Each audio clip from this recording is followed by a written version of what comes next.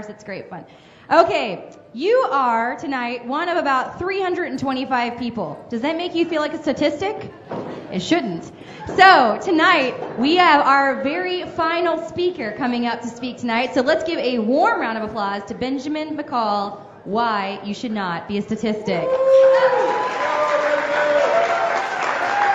You know, I was kind of nervous and excited about being here tonight, but the great thing about it is when I was a kid, I wasn't always the person that was selected. I was usually selected last. So in the kickball game, I was the one against the wall, not being allowed to dodge. I was always not a part of the group. So I'd like to ask everybody a question. Do you feel like you're a part of the group, or do you feel like a statistic? Do you feel like your life is predetermined and predefined? Claps, hands?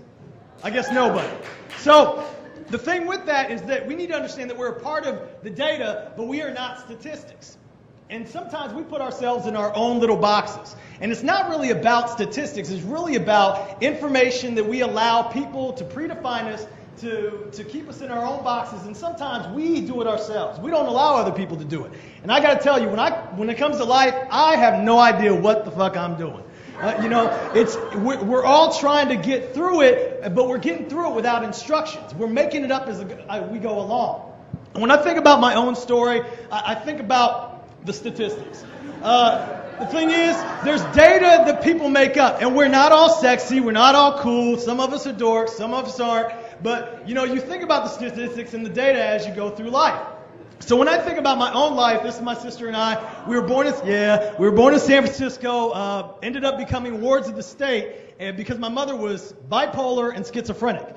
The interesting thing about it is what families, they try to put us off on other families, but who would want it when they think the kids are going to be crazy? It's kind of a tough situation. And some people who know me kind of still think that I am crazy. But the bottom line is regardless of what circumstances you have in your life, you need to understand that we're all kind of different. And I fast forward to middle school, I wasn't considered the most popular person. I was part of the group. And part of it is because the town that I grew up in, about a block away, the Ku Klux Klan would actually march on a regular basis. So, I didn't want to really be around all the guys in mass. But it didn't keep me from actually being a part of anything else.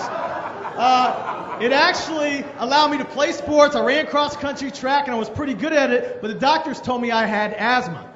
So I could have allowed that to keep me from doing stuff, but I didn't. So the point is we're all kind of different. We come from different circumstances, different information, and different situations. We can be different, but we always can be different in our jobs. And we don't always bring ourselves to our occupations, but I think we should. So my thoughts on statistics is that a lot of it's made up. A lot of it's not true. We pull it out of our asses, and really the data that we have control over what we want to be. We use it as information from the past to move on. So my thoughts on statistics. There's going to be days where you think that everybody's ganging up on you. But if you have people around that are supporting you, then you'll be able to get through the day and move on. That's always a good thing. I've had these days before. Awkward pause. When Steve Jobs in the 80s got John Scully to become the CEO of Apple from Pepsi, he said, do you want to make sugar water all your life, or do you want to change the world? Sometimes you got to move from what you know to become innovative and different. And by doing that, you sometimes jump into the abyss where no one else has ever been. You go behind the curtain and you would discover things that no one else has. And at that time, with your circumstances, you decide where you're going to go.